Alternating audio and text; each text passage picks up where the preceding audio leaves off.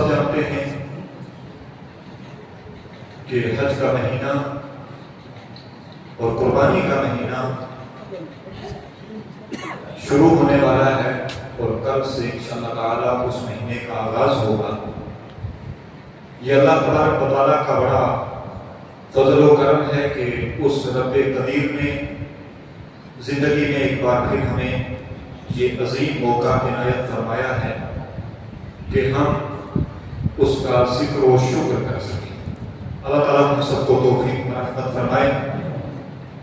اور دنیا کے اندر اس وقت کے جو حالات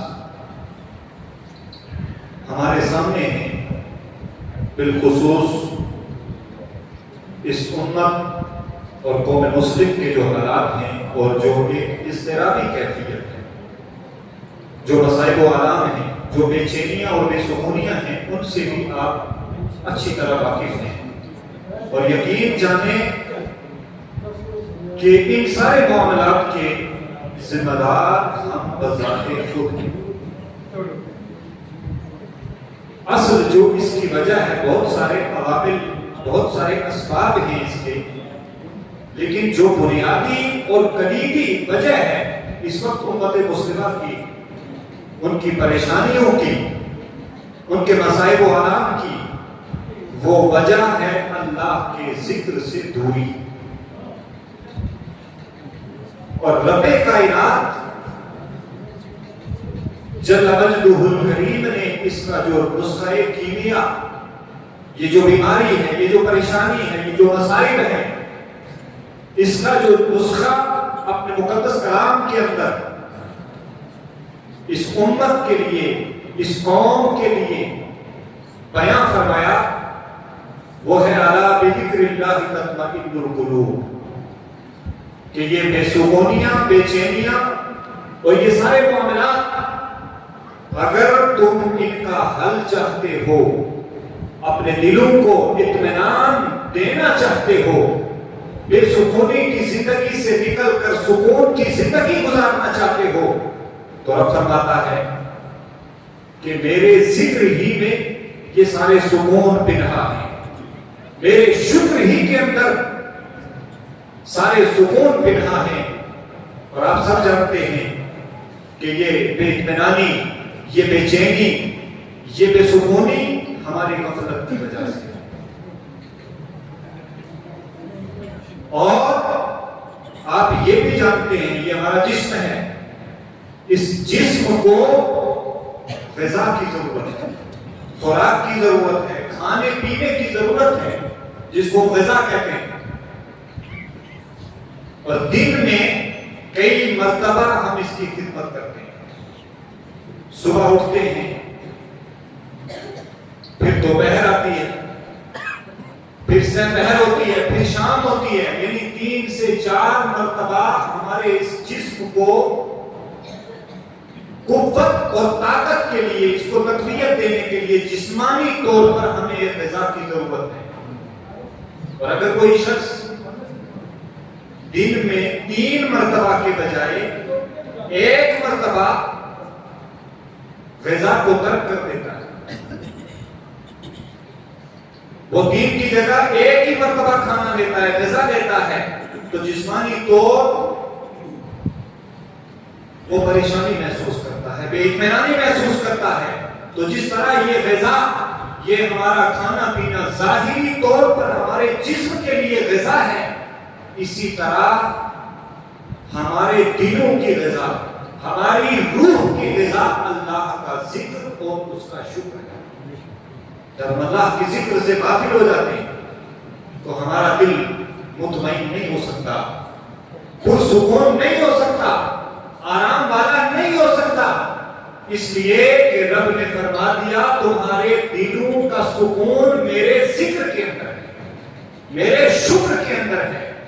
اور یہ غفلت، جس غفلت کے ہم اندر ہیں، اس غفلت میں ہم تو انسان ہیں، اشرف المخلوقات ہیں، اور ہماری ذمہ داریاں بھی ہمارے منصب کے اعتبار سے، اگر چرند و پرند، حیوانات، پودے، پیڑ اور یہ کنکر پتھر اگر یہ بھی غفلت میں پڑ جاتے ہیں تو ان کو بھی سزا بھگتنی ہے۔ اپنے اپنے طور پر، ہماری سمجھ میں آئے نہ آئے.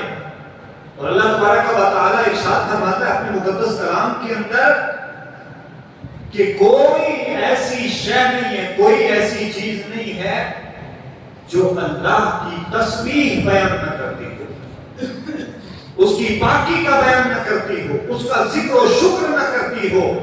تو یہ شجر و حجر، یہ جمالات، یہ نباتات، یہ حیوانات، یہ سب اللہ کی یاد میں ہیں. اب ہماری سمجھ میں آئے یا نہ آئے، ہم ان کی تسبیح کو سن سکیں نہ سن سکیں، ہم ان کی تسبیح کو سمجھ سکیں نہ سمجھ سکیں، مگر اللہ فرماتا ہے کہ یہ سب دنیا کے اندر جتنی چیزیں ہیں یہ سب کی سب اللہ کی تسبیح اور اس کی تقدیس کو بیان کرتی ہیں، اس کی پاکی کو بیان کرتی ہیں، اس کا ذکر کرتی ہیں، اس کا شکر کرتی ہیں. اور ایک بزرگ ہیں، اب وہ کیسے بیان کرتی ہیں؟ جو آنکھ والے ہوتے ہیں، جن کو اللہ نے اپنی قدرت کا کرشمہ عطا کیا ہوگا، جو اللہ کے قرب کے مقام پر فائز ہوتے ہیں، وہ سمجھتے ہیں ان چیزوں کو. اور ہمارے آپ جیسے لوگ گرچہ نہیں سمجھ پاتے، ہمارے نہ سمجھ پانے سے، نہ جان پانے سے یہ لازم نہیں آتا کہ یہ چیزیں ذکر نہیں کرتی، شکر نہیں کرتی. یہ بزرگ تھے، اپنی بیٹی کے ساتھ دریا کے کنارے پہنچے اور مچھلیاں پکڑنے لگے. وہ ایک طرف سے مچھلی پکڑتے ہیں، پھندے میں مچھلی پھنستی ہے، مچھلی کو پکڑتے ہیں ایک ہاتھ سے، دوسرے ہاتھ سے اپنی بیٹی کو تھما لیتے ہیں، اور بیٹی پکڑتی ہے ادھر سے مچھلی اور ادھر سے دریا میں ڈال دیتی ہے. جب ان کا وقت ختم ہوا مچھلیاں پکڑنے کا، بیٹی سے پوچھا، بیٹی مچھلیاں کہاں ہیں؟ جو مچھلیاں میں نے پکڑی وہ مچھلیاں کہاں ہیں؟ بیٹی نے کہا، اے میرے والد بزرگوار، وہ مچھلیاں آپ مجھے دے رہے تھے اور میں دریا میں واپس ڈال رہی تھی. تو آپ بولے کہ اتنی محنت، وہ ساری محنت تو نے ضائع کر دی، اتنا وقت ہم نے لگایا، اتنی محنت و مشقت کی، اور جس چیز کے حصول کے لیے ہم آئے تھے اس کو ہم حاصل نہیں کر سکے، تو فائدہ کیا ہے؟ تو وہ بیٹی تھی، مگر جس کی بیٹی تھی وہ پہنچ والا تھا، جس کے گھر پیدا ہوئی تھی اس نے اس کو غذائے حلال کھلائی تھی، اس کی تربیت کی تھی. اس نے عرض کیا، بابا آپ ہی تو کہا کرتے تھے کہ پھندے میں مچھلی اس وقت تک نہیں پھنس سکتی جب تک وہ اللہ کے ذکر سے غافل نہ ہو. اور ہم اللہ کے بندے ہیں، اگر ہم غافل مچھلی کو کھائیں گے تو کہیں ایسا نہ ہو کہ ہمارا دل بھی غفلت میں پڑ جائے. یہ بچی کی بات تھی، ادھر بزرگ تھے، اس کے والد تھے، تو اس بچی کی بات سے وہ چونک پڑے، حیران ہو گئے. لیکن یہ انہی کی تربیت تھی اپنی اولاد کے لیے. اسی طرح حضرت جنید بغدادی رضی اللہ تعالیٰ کا نام کون نہیں جانتا؟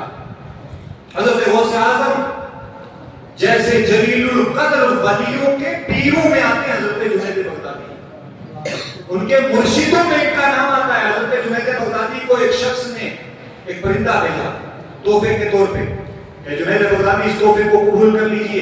حضرت جنید بغدادی نے واقعہ سنانا مقصود نہیں ہے، مقصود یہ ہے کہ ہمارے غوث جو فائز البرام تھے، جو کامیاب تھے، ان کی سیرت، ان کا درس کیا تھا، ان کا عمل کیا تھا، اور ہم کس تعداد پہ کھڑے ہیں، ہم کس نہج پر پہنچ چکے ہیں. حضرت جنید بغدادی نے پرندے کو لے لیا، قبول کر لیا. اب اللہ نے اس پرندے کو قوت گویائی عطا کی، پرندے کو قوت گویائی عطا کی. تو حضرت جنید بغدادی کی بارگاہ میں عرض کیا، حضرت جنید بغدادی میں پرندہ ہوں اور آپ انسان ہیں، آپ اشرف المخلوقات ہیں، آپ اپنے دوستوں سے ملتے ملاتے ہیں، اٹھتے بیٹھتے ہیں، آزاد ہیں. میں پرندہ ہوں، مجھے کیوں قید کر کے رکھا ہے، مجھے اپنے دوستوں سے کیوں ملنے نہیں دیا جاتا؟ تو حضرت جنید بغدادی نے جب اس کی گفتگو سنی، اور ظاہر ہے کہ ان پرند و چرند کی، ان حیوانات کی گفتگو وہی سمجھ سکتا ہے جس کو اللہ نے بصارت بھی دی ہو، بصیرت بھی دی. حضرت جنید بغدادی رضی اللہ تعالیٰ رحم میں آ گئے، پرندے کو نکالا اور آزاد کر دیا. پرندے کو آزاد کیا تو اس پرندے نے پھر گفتگو شروع کی، عرض کیا، اے جنید بغدادی آپ اللہ کے بڑے کامل بندے ہیں، بڑے پہنچے ہوئے بندے ہیں، بڑے مقرب بندے ہیں، صرف ایک دن میں اللہ کے ذکر سے غافل ہوا تھا جس کی وجہ سے مجھے یہ اتنی مشقت برداشت کرنی پڑی کہ میں پنجرے کے اندر قید ہو گیا۔ ان لوگوں کا کیا ہوگا جو ہمیشہ اللہ کے ذکر سے، اس کے شکر سے، اس کی تسبیح سے دور رہتے ہیں؟ تو ایک سبق دیا اس پرندے نے۔ حضرت جنید بغدادی رضی اللہ تعالیٰ نے جب سنا تو محو حیرت ہو گئے کہ اللہ کی مخلوق اور اس کے اندر اتنی بصیرت اور اتنا ایک اسلوب۔ حضرت داؤد علیہ السلام و تسلیم کا نام آپ نے سنا، نبی ہیں، برگزیدہ انبیاء کرام کی جماعت میں سے ہیں حضرت سیدنا داؤد علیہ السلام و تسلیم۔ ایک مرتبہ آپ نے دیکھا ایک مینڈک ہے، ہم ان مخلوقات کو تو اپنے پاؤں تلے رون دیتے ہیں، ہم نہیں سمجھتے، مگر یہ بھی اللہ کی مخلوق ہیں اور اللہ کا ذکر کرتی ہے۔ حضرت داؤد نے دیکھا بڑے محبیت کے ساتھ وہ اللہ کا ذکر کر رہا ہے مینڈک۔ حضرت داؤد نے اس سے پوچھا کہ کتنے سال ہوئے اسی محبیت کے اندر تمہیں اللہ کا ذکر کرتے ہوئے؟ پھر اس نے عرض کیا کہ اللہ کے نبی مجھے تقریباً 70 سال ہو گئے اسی عالم میں اپنے رب کا ذکر کر رہا ہوں، اس کا شکر کر رہا ہوں۔ اور پھر اس نے عرض کیا کہ اللہ کے نبی ایک عرصہ ہو گیا مجھے، یہ 70 سال تو مجھے اللہ کی عبادت میں، اس کے ذکر و شکر میں ایک لمحہ فرصت نہیں ملی اس کے ذکر سے غافل ہونے، مگر چند دنوں سے، 10 دنوں سے میں صرف 2 کلمے ہیں اللہ کی تسبیح بیان کرنے، اللہ کی تقدیس بیان کرنے، ان کے اندر میں محبیت کے عالم میں ہوں۔ اور وہ 2 کلمے کیا ہیں؟ میں اپنی زبان میں آپ کو بتاؤں، وہ کلمے یہ تھے، اے وہ رب کہ جس کا ذکر ہر زبان پر، جس کی باقی ہر زبان بیان کرتی ہے، اور جس کا ذکر و شکر ہر مکان میں، ہر جگہ بیان کیا ہے، بس یہ 2 کلمے ہیں، میں ان کا ذکر کر رہا ہوں۔ تو ان تسبیحات سے، ان واقعات سے جو بزرگوں کے واقعات ہیں، انبیاء کے، اولیاء کے واقعات ہیں، ان سے ہمیں کیا سبق ملتا ہے کہ اللہ کی جتنی مخلوق ہے وہ اس کے ذکر سے غافل نہیں ہوتی، اور جب وہ غافل ہوتی ہے تو پھر اس کو نقصان اٹھانا پڑتا ہے، پھر اس کو پریشانی لاحق ہوتی ہے، پھر وہ غیر مطمئن ہو جاتی ہے، پھر وہ ابتلا اور آزمائش کے اندر مبتلا ہو جاتی ہے۔ اور پھر اللہ تبارک و تعالیٰ نے ان پتھروں کے بارے میں، پہاڑوں کے بارے میں اپنے مقدس کلام کے اندر خود ارشاد فرمایا کہ ہم نے داؤد علیہ السلام و تسلیم کو، ان کے لیے پہاڑوں کو مسخر کر دیا، تو صبح و شام وہ پہاڑ حضرت داؤد کے ساتھ اللہ کی تسبیح بیان کرتے ہیں۔ کون سے پہاڑ؟ یہ پہاڑ جن سے ہم مکان بناتے ہیں، یہ پتھر جن کو اللہ نے اس زمین کے ٹھہراؤ کے لیے پیدا کیا اور کیلوں کی طرح اس زمین کے اندر گاڑ دیا، ان پہاڑوں کے بارے میں رب فرماتا ہے کہ یہ داؤد علیہ السلام و تسلیم کے ساتھ اللہ کا ذکر کرتے ہیں۔ تو واضح کیا ہوا کہ جمادات بھی اللہ کا ذکر کرتے ہیں۔ اور دوسری جگہ رب فرماتا ہے کہ ہم نے پہاڑوں کو داؤد علیہ السلام و تسلیم کے لیے مسخر کر دیا، ان کے تابع کر دیا، اور وہ داؤد کے ساتھ ذکر کرتے ہیں، تسبیح بیان کرتے ہیں۔ اور اس آیت میں، دوسری آیت میں پرندوں کا بھی اللہ کا ذکر ہے کہ میں نے پرندوں کو بھی اور پہاڑوں کو بھی داؤد کے ساتھ مسخر کر دیا، اور وہ میرا ذکر و شکر کرتے ہیں۔ اور ہمارے اور آپ کے آقا حضور رحمت للعالمین صلی اللہ علیہ وآلہ وسلم ایک مرتبہ آقا کریم نے چند کنکریاں اٹھائیں۔ یہ ہماری فہم الگ ہے، ہم الگ طرح سے سوچتے ہیں، ہم سمجھتے ہیں کہ بڑے متقی تو ہم ہیں، بڑے پرہیزگار تو ہم ہیں، بڑے نمازی تو ہم ہیں، بڑے غازی اور حاجی تو ہم ہیں، مگر اللہ کی مخلوق میں ایسا کوئی نہیں جو اللہ کے ذکر سے غافل ہو۔ نبی اکرم نے جب کنکریاں اپنی ہتھیلی مبارک میں جب اٹھائی، صحابہ کرام رضوان اللہ تعالیٰ علیہم اجمعین بیان کرتے ہیں کہ جب آقا کریم کی ہتھیلی اور مٹھی کے اندر وہ چند کنکریاں تھی تو ہم نے سنا، خصائص کبریٰ کے اندر یہ روایت موجود ہے، صحابہ کرام فرماتے ہیں جب آقا کریم کی مبارک ہتھیلیوں کے ساتھ وہ بے جان سی کنکریاں ہوتی ہیں تو اللہ تبارک و تعالیٰ کی تسبیح کی آواز ہم خود اپنے کانوں سے سنتے ہیں۔ یہ وہ کنکریاں ہیں جن کی کوئی حکمت اور کوئی قیمت ہم نہیں سمجھتے، مگر اللہ کی تسبیح سے یہ بھی غافل نہیں ہے، چاہے جمادات ہوں، چاہے یہ ساری چیزیں اور یہ ساری وہ تمام اشیاء، تمام مخلوقات، یہ اللہ کے ذکر میں ہمیشہ رہتی ہیں۔ اور ہمارے لیے کیا حکم کیا؟ رب نے ارشاد فرمایا کہ تم میرا ذکر کرو، میں تمہارا ذکر کروں، فاذکرونی اذکرکم، میرا ذکر کرو، میں اپنی شان کے مطابق تمہارا چرچا کروں گا، تمہارا ذکر کروں گا، واشکرولی، اور میرا شکر کرو، میری نعمتوں پر میرا شکر ادا کیا کرو۔ اور جب میری نعمتوں پر میرا شکر ادا کرو گے، قرآن مجید کے اندر دوسرے مقام پر فرماتا ہے جب تم لئن شکرتم لأزیدنکم، جب تم میرا شکر کرو گے میری کسی نعمت پر، چھوٹی نعمت ہو بڑی نعمت ہو، اور اللہ کی جو نعمت ہوتی ہے وہ چھوٹی نہیں ہوتی، وہ نعمت ہوتی ہے، جب بندہ اس کی نعمت پر اس کا شکر کرتا ہے تو رب فرماتا ہے لأزیدنکم، پھر میں اس کے فیض میں تمہارے لیے اضافہ کرتا ہوں، یعنی جب تم شکر کرتے ہو تو اور مزید نعمتیں ملنے کے تمہارے لیے راستے کھول دیتا ہوں۔ اور پھر جب تم غافل ہو جاتے ہو، اب دوسری طرف آئیں، جب بندہ غفلت میں پڑ جاتا ہے پھر اس کی طرف بلاؤں کا نزول ہوتا ہے، پھر بیماریوں کا نزول ہوتا ہے، آفات کا نزول ہوتا ہے، پریشانیوں کا نزول ہوتا ہے، پھر اس کی وہ وقت، وہ وقار جو بحیثیت قوم تھی وہ دھیرے دھیرے کھونے لگتا ہے، اور ایک وقت ایسا آتا ہے کہ وہ انسان ہوتے ہوئے بھی انسان نہیں رہتا، وہ انسان ہی نہیں رہتا، چونکہ وہ انسان کیا ہے کہ جو اپنے خالق حقیقی اور مالک حقیقی سے دور ہے۔ پتھر، کنکر، یہ پیڑ، یہ چرند و پرند جن کو اشرف المخلوقات نہیں بنایا اللہ نے، مخلوقات بنایا، اس نے پیدا کیا، لیکن وہ بھی اپنے رب کا شکر ادا کرتے ہیں، اس کی تسبیح بیان کرتے ہیں۔ اور ہم انسان ہو کر اور انسانوں میں بھی ہمیں وہ مقام اللہ نے عطا فرمایا جو سب انسانوں کو نہیں ملا۔ نبی رحمت کی امت ہمیں بنایا، اس نبی کی امت کہ جس نبی کی امت میں پیدا ہونے کے لیے خود انبیاء کرام تمنائیں کرتے ہیں، اس نبی کی امت میں بنایا۔ اگر اسی پر ہم شکر کریں اللہ کا ساری زندگی سجدے میں رہ کر کے تو اس کا شکر ادا نہیں کر سکتے۔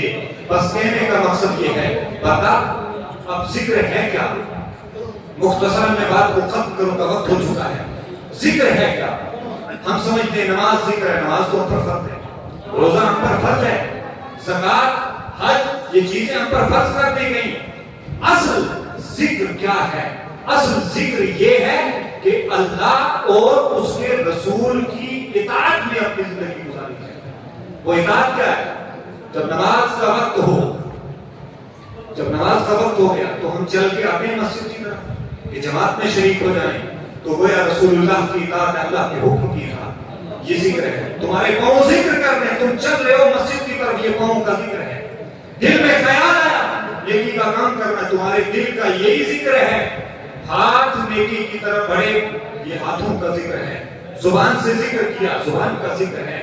اچھے مناظر کو دیکھا اور دیکھتے ہی آپ بے ساختہ دل سے پکار اٹھے سبحان اللہ، تمہاری آنکھوں کا بھی ذکر ہے، تمہاری زبان کا بھی ذکر ہے۔ گویا ذکر کی اگر مختصر تعریف کی جائے تو مختصر تعریف یہ ہے کہ اللہ اور اس کے رسول کی اطاعت میں تمہارا کوئی عزم شامل ہو جائے تو تمہارے اس عزم کا وہی ذکر ہے، وہی شکر ہے۔ اللہ تعالیٰ ہم سب کو اپنے ذکر سے قریب کر